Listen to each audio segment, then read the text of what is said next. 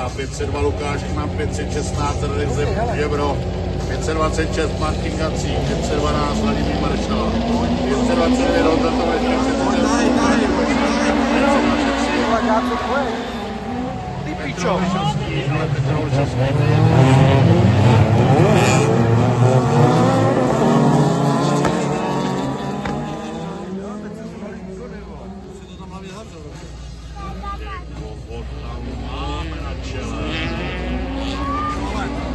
Bojuje tam Lukáš Knap. Nějaký chceš? A Bartoš je na místě třetím. A Radek Žebro je ve vedení, ale už to není pravda. Lukáš Knap, Radek Žebro. Bok na bok. Tak Lukáši se to nepovedlo.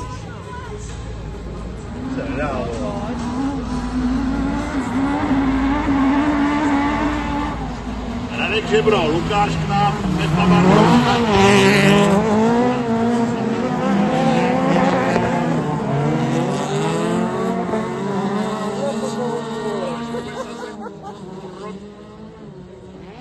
Tahuje ze zadu.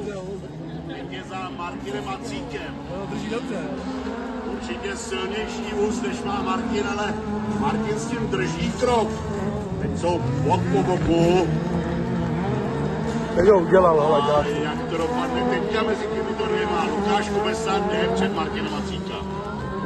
Martina Gacíka, který nám klesl na místo 5. Ale na čele stále Radek Žebro, Lukáš Knap 2. Pepa Bartoš na místě 3.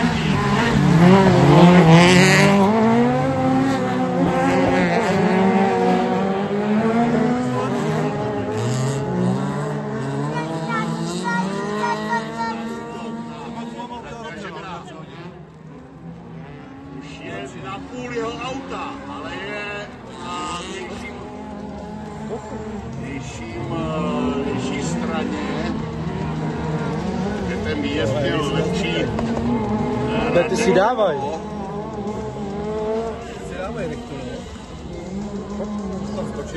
Lukáš Knap 2. Pepa Bartoš na místě 3. A Lukáš Kubesa už se na něj dotáhl. A Lukáš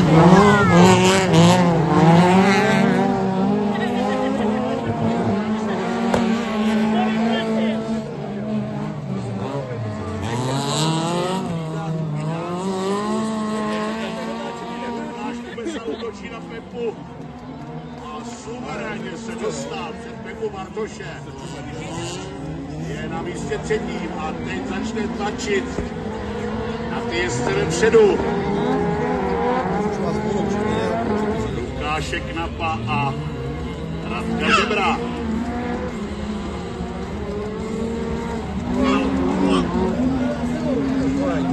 Do posledního kola Radek Žebro, Lukáš Knap, Lukáš Kubesa.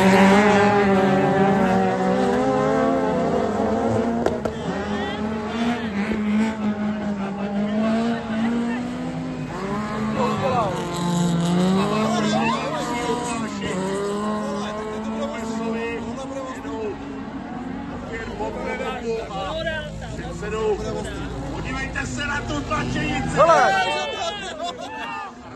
Žebro! Ty vole, on se tady dělal! Lukáš Knap vypadává z tohoto souboje. Radek Žebro udržel první pozici a Lukáš Kubesa se snaží zaútočit poslední kole. Na lepším umístění nevyšlo to. Takže Radek Žebro, Lukáš Kubesa, Pepa Bartoš. Tak se sejdou zítra. Martin Gacík 4.